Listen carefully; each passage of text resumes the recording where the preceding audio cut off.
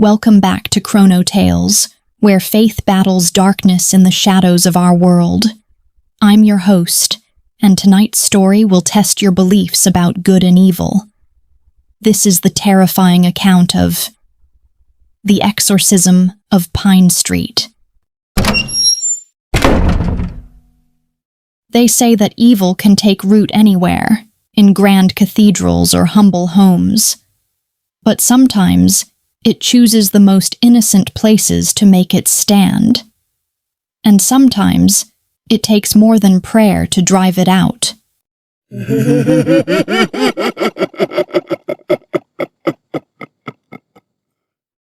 Father Michael O'Reilly had been a priest for 23 years when the call came in on that cold February morning in 2018. He had performed 3 exorcisms in his career, all successful, though each had left scars on his soul that time couldn't heal.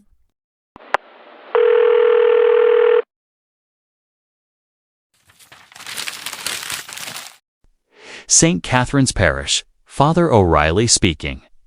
Father, please, you have to help us. Something's wrong with my daughter. Something's very wrong. Mrs. Chen, please calm down. Tell me what's happening.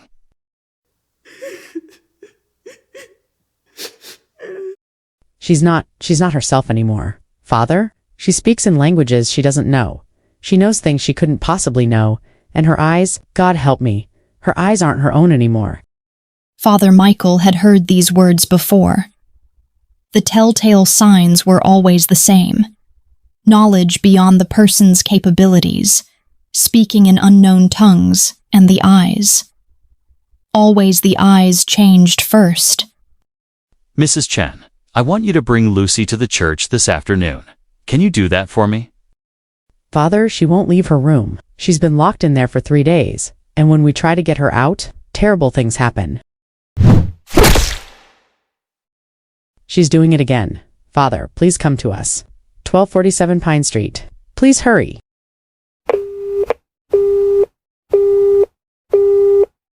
Father Michael stared at the silent phone in his hand. In 23 years of service, no family had ever refused to bring a possessed person to the church. The entity inside Lucy Chen was strong enough to prevent her from setting foot on consecrated ground. Father Michael gathered his supplies: holy water, blessed salt, his father's rosary, and most importantly, the Ritual Romanum, the official handbook for performing exorcisms. But as he drove through the quiet streets toward Pine Street, he couldn't shake the feeling that this case would be different from all the others.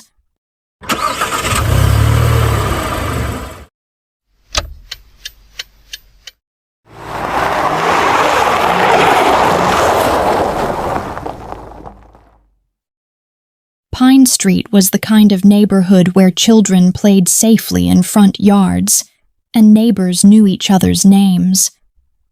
But as Father Michael pulled up to 1247, he noticed something was wrong. The street was completely empty.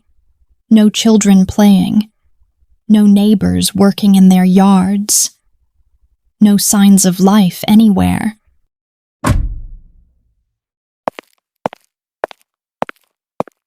The Chen house was a modest 2-story colonial with yellow siding and white trim.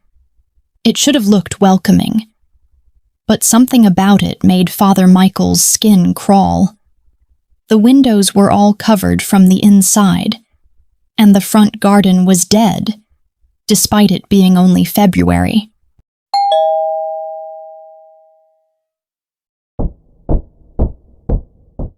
Father O'Reilly, thank God you came.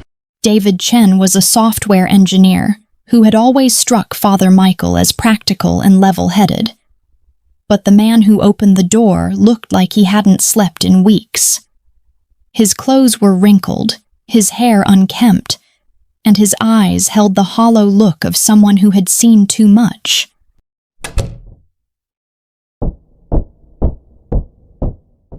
It started 3 weeks ago. Lucy began having nightmares. terrible nightmares about things that happened before she was born.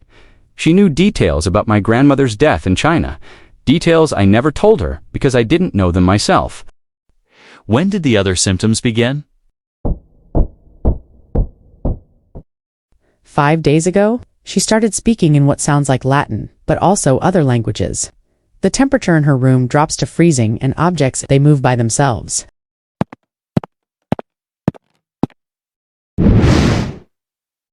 All three adults looked up at the ceiling as something large scraped across the floor above them. The sound went on for 30 seconds, then stopped abruptly. Has she shown any aversion to religious objects? We tried to bring her a crucifix yesterday. She screamed until the windows cracked. All of them, Father. Every window in the house. Father Michael heard someone coming down the stairs. Light footsteps, like those of a child.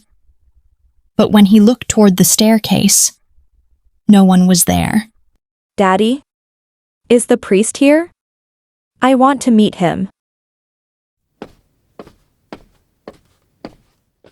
The voice belonged to a 12-year-old girl, but something about it made Father Michael's blood run cold. It was too controlled, too knowing.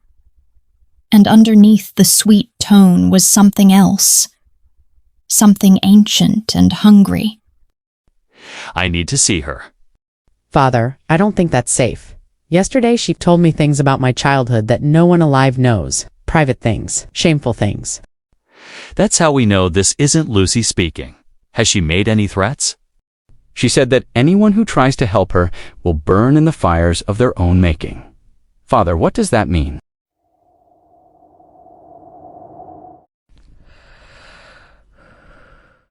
The temperature in the house suddenly plummeted. Father Michael could see his breath, and frost began forming on the windows. From upstairs came the sound of Lucy laughing, but it wasn't the laughter of a child.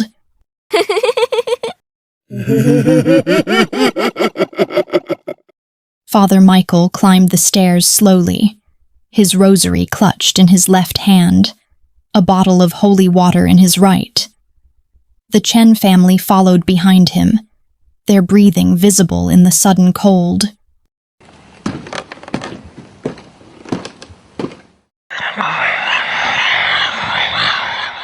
Lucy's bedroom door stood open at the end of the hallway. Inside, Father Michael could see furniture arranged in impossible ways. The bed was standing upright against one wall.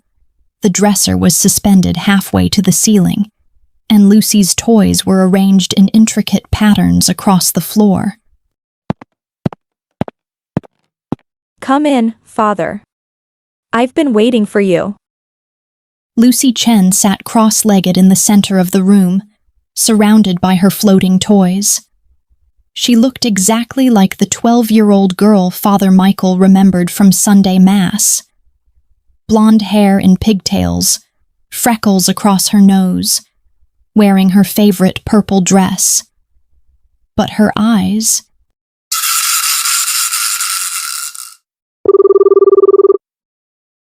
Her eyes were completely black. Not just the pupils, but the entire visible eye, as black as a moonless night. Lucy, I'm here to help you. Lucy isn't here anymore. Priest, she's safe inside where I keep all the pretty things I collect. What are you? I am the whisper in the dark. I am the fear that wakes you at 3 a.m. I am the shadow that follows you home. And this child, this sweet, innocent child, she invited me in. Father Michael began reciting the opening prayers of the exorcism ritual. As soon as he spoke the first Latin words, Lucy's body contorted in ways that should have broken bones. Exorcizo te, omnis, spiritus ement. Stop. Your words burn. Your God has no power here.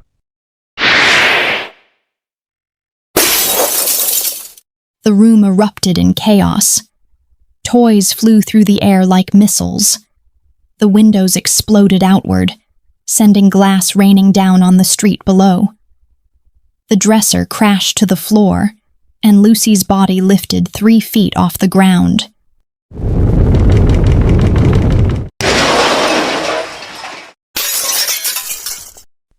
In nomen Patris, et Filii, et Spiritus Sancti. She asked for power, priest. The little girl wanted to be special, wanted to be noticed, so I gave her what she wanted. Lucy, baby, fight it. Come back to us. There is no Lucy. There is only me.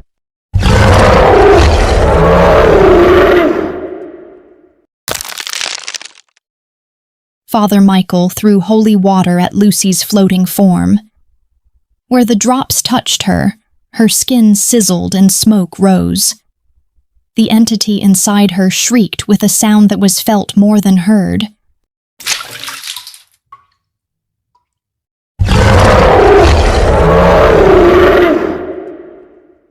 Adaro, ergo te, serpens antique.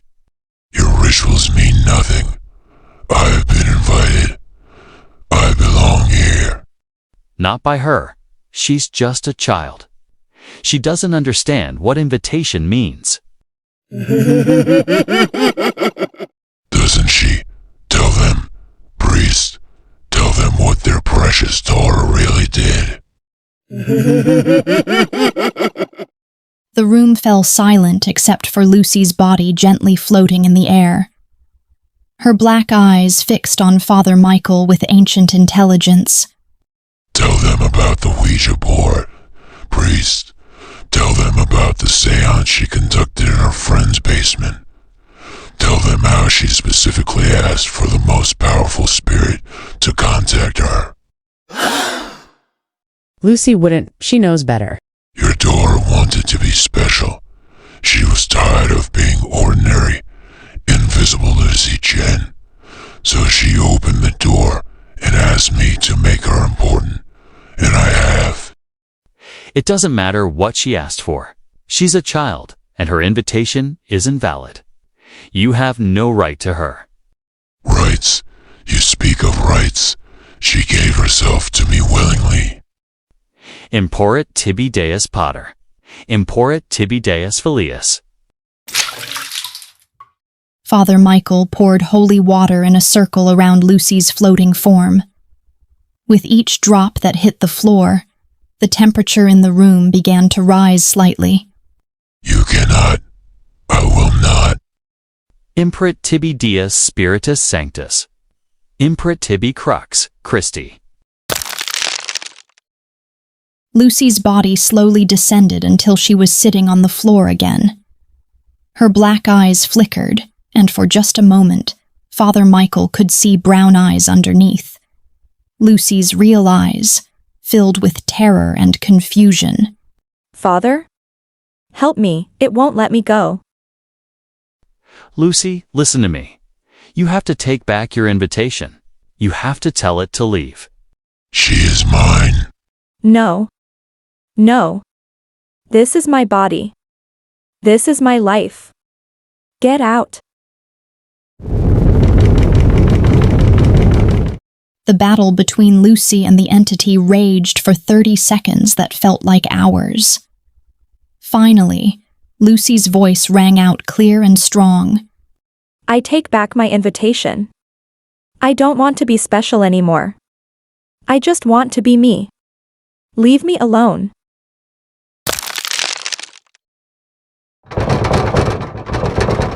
The entity left with a roar that shattered every piece of glass within a 2-block radius.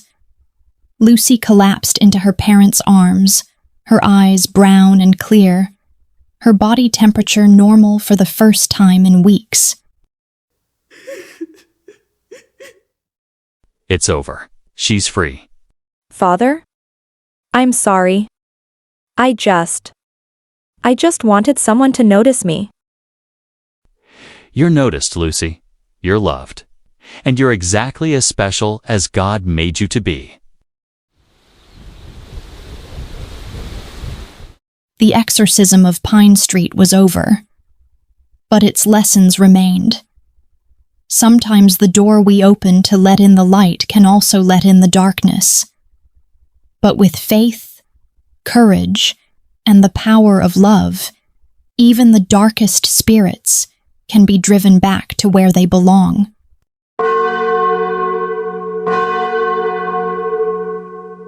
Thank you for joining me in the battle between light and shadow. Until next time, remember, you are special exactly as you are. Don't let anyone, living or dead, tell you otherwise.